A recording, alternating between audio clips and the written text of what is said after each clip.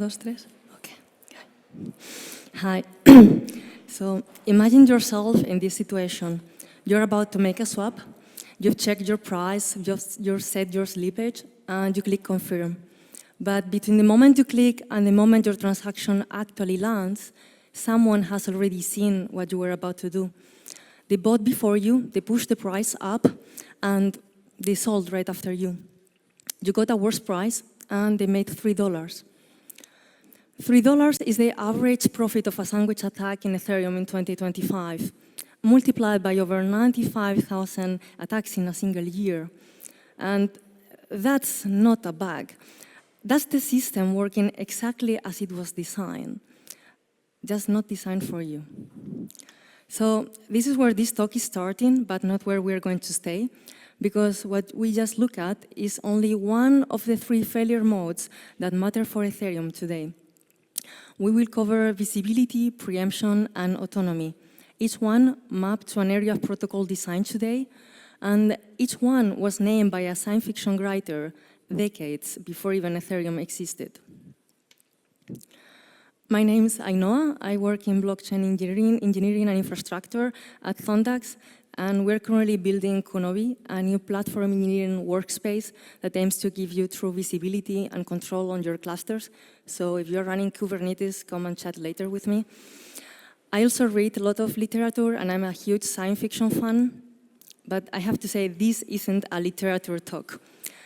This is a system talk that borrows a lens from fiction, because I believe that fiction is sometimes better at showing us what we're building towards than a white paper is. But there is also the question whether the crypto's future looks more solarpunk or cypherpunk, and I believe that's the ground question.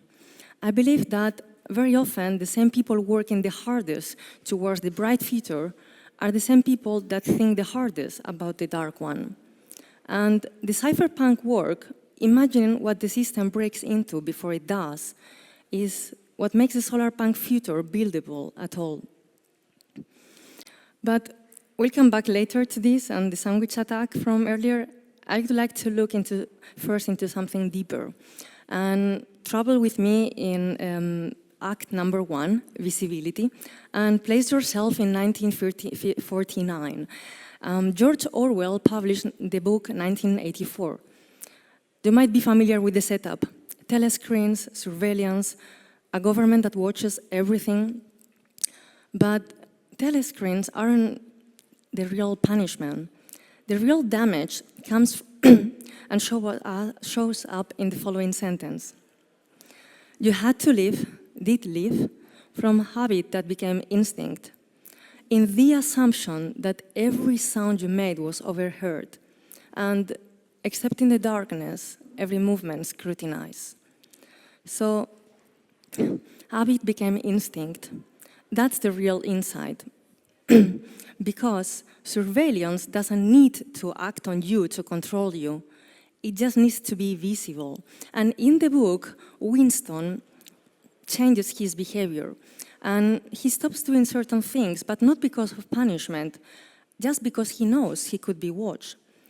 And he stops thinking certain thoughts, but again, not because anyone tells him not to, but because the whole architecture of visibility of the system made irrational not to. And today, when in Ethereum we'll think about surveillance, very often people think about the mempool or the sandwich attacks we just look at. And that's important. We will come back to that. But that's not the deeper Orwell problem.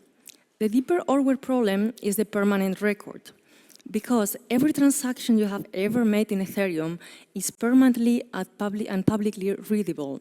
And every token you hold, every protocol you have interacted with, every NFT you purchase, and every donation, anyone with your address can reconstruct your entire financial life, but not just for today, for the rest of your life. And we know that pseudonymity is not privacy.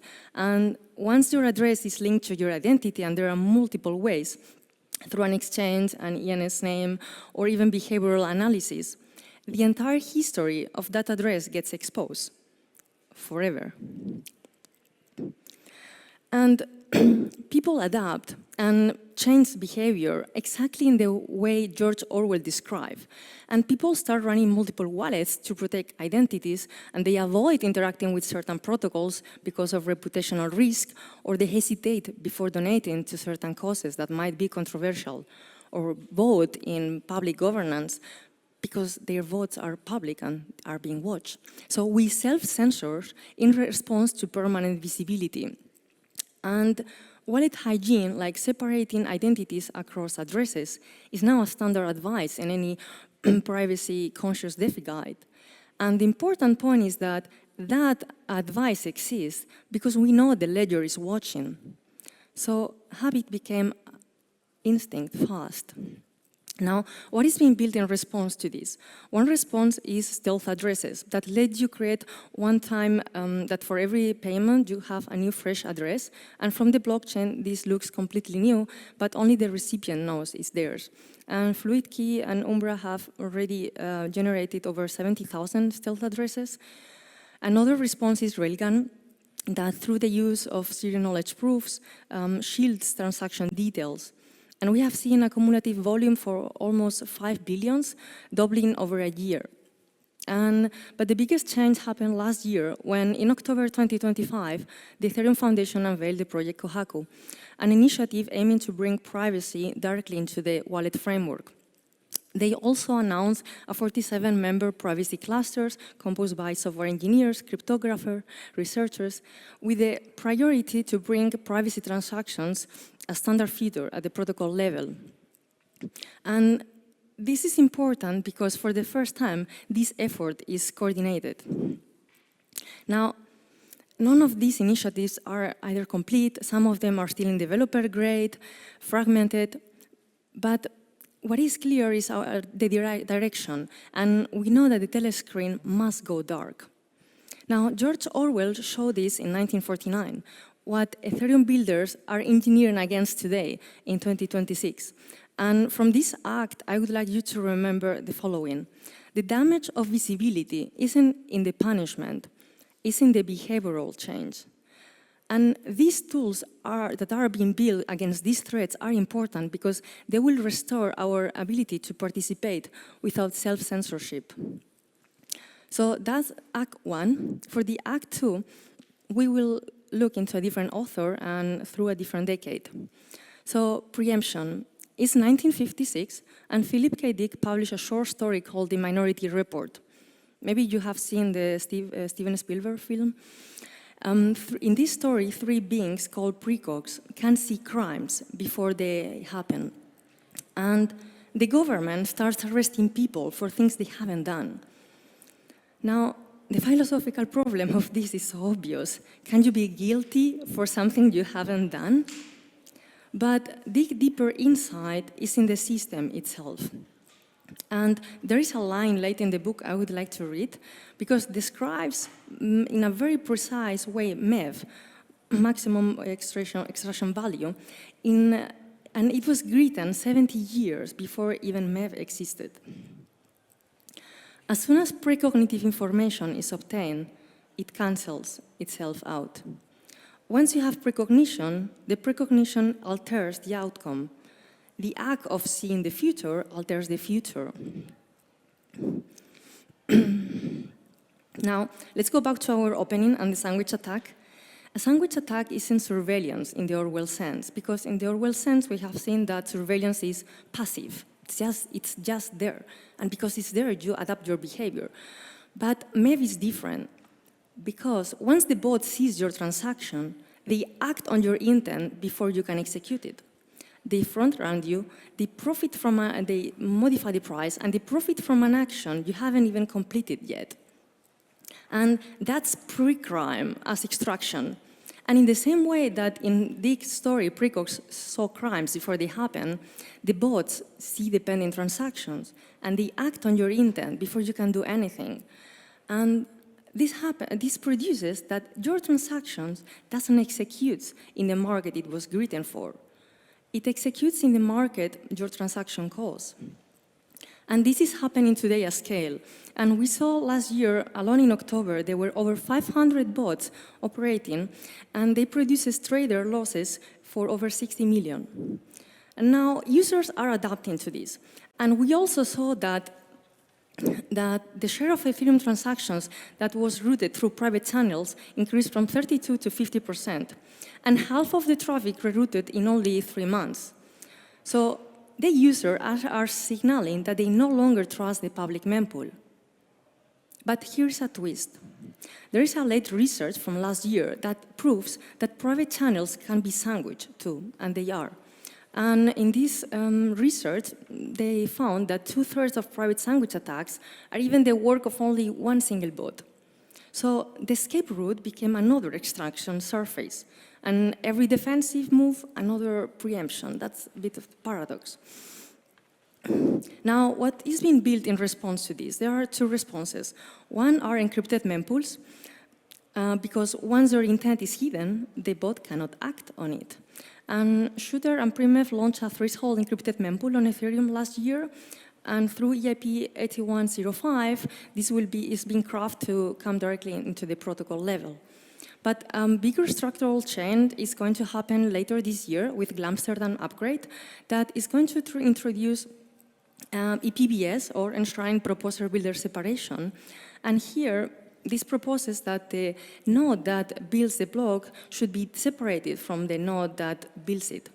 And this produces that builders that are going to fight for the right to build the blocks, but no single actor is going to have both roles. And this is important because it's being done at the protocol level, not like a mitigation. Now, neither of alone is enough, but we know that ordering fairness research is a deeper frontier, and that the system shouldn't allow anyone to act on your intent before you can. So Philip K. Dick saw this issue in 1956, and now in Ethereum we are building things to protect ourselves against this. So from this act, I would like you to remember this. Predictive systems don't just observe the future, they warp it. And transaction ordering fairness isn't a UX problem. It's a deeper question about what's the kind of system we want to live in. So visibility, preemption, there is one last act of autonomy, and for this one, we will travel fast forward 50 years with a different author, Charles Stross. He published in 2005 the book Accelerando. It's about the trajectory from human-driven economy to post-human economy, where autonomous agents, artificial intelligence, and algorithmic systems outpace human participation entirely. And the book spans 3 generations. At the beginning, humans are still driving innovation. By the middle, autonomous agents are doing most of the interesting work. And by the end, part of the inner solar system has been dismantled because this new economy of autonomous agents needs so much computing power that they need computronium, like a raw substrate substance. And Stross talks about this trajectory in the book and calls this final state economic 2.0 and describes it in one sentence. Human intelligence is incapable of participating in economics 2.0 without dehumanizing cognitive surgery. Now, this is the scenario. It's not about a system that excludes humans. It's about a system so well optimized for non-human participation that human participation requires mutilation. I know that's extreme, but the important part is the structure, because a system that was originally designed for humans gets slowly dominated by agents. And this transition happens so slowly and so gradually, incrementally, that there is no point of time where any human can decide that, oh, now there is a problem. Stross was not the first one to see this. One of my favorite science fiction writers, Isaac Asimov, wrote a story called The Evitable Problem, where super intelligent machines run the global economy and humans are almost no longer in charge. And the point of both stories isn't so much about dystopia, it's about the drift. And if we look today in Ethereum, we already have these agents, and we have hundreds of bots operating, reacting in microseconds. They never sleep, and they take actions in a way that are very opaque for humans humans to observe. But MEVs are just the beginning, and earlier this year, in January, there was an ERC 80004 that went live in mainnet that creates a trust layer for agents to have on-chain registries for identity, reputation, and validation. And agents can find each other on-chain, prove who they are, and build reputation over time. Now, combine this with EIP 7702 that went live in Pectra last year that allows users to delegate their wallets to smart contracts, and voila, we have the early infrastructure for exactly that economy that Strauss presented in his book 20 years later. And that's where things get interesting, because hopefully not that we are going to dismantle Jupiter or the moon for Computronian anytime soon, but this gradual shift from human-driven economy, from agents-dominated markets, raises questions our current design can't fully answer. Like, what happens when the most active participants in a DeFi protocol aren't human?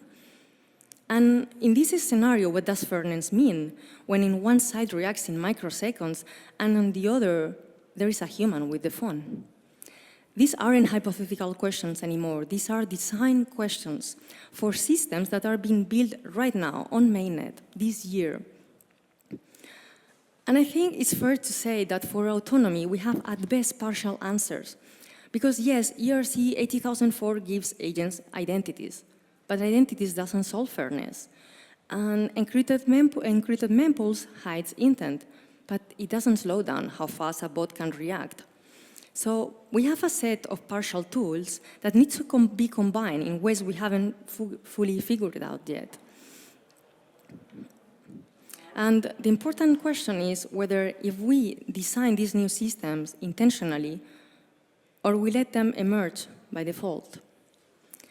So our closing act. So we have seen already, let's grab 3 failure modes, 3 works of fiction over 3 different decades. Orwell showed us that visibility changes behavior, even without punishment. And Dick that predictive systems don't just observe the future, they warp it. And Strauss that systems that were initially designed for humans can be overtaken by agents that outpace them. And in reality, each of these authors were writing about their own time. And Orwell was writing about totalitarianism after the global post-war. And Dick about Cold War and the nature of the paranoia of reality. And Strauss was writing about the early internet time and the trajectory of Moore's law. And of course, none of them were thinking about Ethereum. But the failure modes they describe are the exact failure modes that Ethereum builders are engineering against today in 2026. And encrypted mempools, EPBS, agent coordination, these are responses for threats that these authors describe decades before even the technology existed. And that's where our paradox resides. I truly believe that cypherpunks aren't the opposite of solarpunks. I believe they are a prerequisite. And privacy infrastructure, MEF protection, agent coordination, this isn't dystopian engineering. These are threat modeling layers underneath every solarpunk future worth wanting. And the people that think hardest and more often about dystopia are very often also building towards the bright future. And they think about dystopia not because they are pessimism. They think about dystopia because they have understood something truly important I also would like you to bring back home, and is that the threats you haven't imagined are the threats you can't protect against. And the cypherpunk history has always worked this way. And when Eric Hooks wrote the Cypherpunk Manifesto, and his thesis is very clear in this sentence, written, privacy is the power to selectively reveal oneself to the world. He wrote this not because he was excited about the bright future. He wrote this because he was truly worried about how privacy was about being eroded. And he wanted to build tools to protect against that. And that's not pessimism, that's engineering. So here is what I would like to leave you with. The next time that you are writing a spec or reviewing a proposal, or thinking about how a system should work, think about the following. Ask yourself, what if this system breaks? Or what if it gets exploited? Or what if it works exactly as designed, but not for the people it was meant to serve? If you can answer that, you're doing threat modeling. If you borrow the answer from a book, that's fine. Speculative imagination is not a luxury for builders. I believe it's and it should be part of every design process. And yeah, it's true that cypherpunks write code, but first cypherpunks imagine what the code is defending against. Yeah.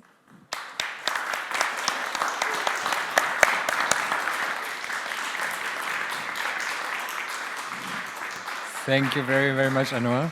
Fantastic talk. Very many true things in there, and I can only second to imagining more. So thank you very much for being here and sharing your presentation with us. We have an Easter egg talk next, which is not on the program, so don't run away.